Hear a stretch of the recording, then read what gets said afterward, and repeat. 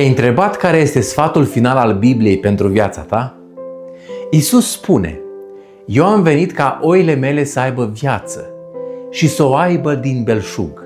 Hristos nu-și dorește pentru ființa umană o supraviețuire gri, ci viață vibrantă, plină de scop. Dar ce înseamnă belșugul divin?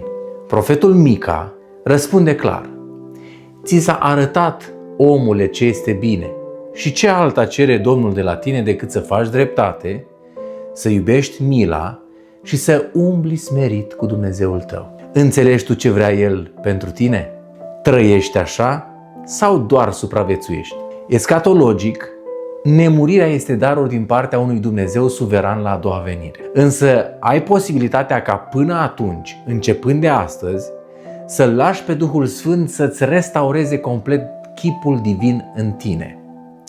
Apostolul Pavel ne încurajează spunând: suntem schimbați în același chip al Lui, din slavă în slavă, prin Duhul Domnului. La a doua venire a Domnului Iisus, păcatul va fi eradicat definitiv, iar lupta dintre bine și rău se va încheia pentru totdeauna.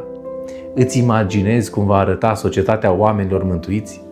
Armonie perfectă, relații sănătoase, zero exploatare. Te invit să trăiești ca un om liber.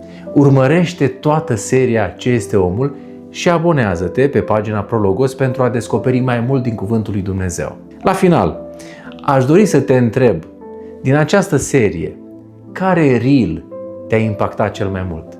Scrie în comentarii.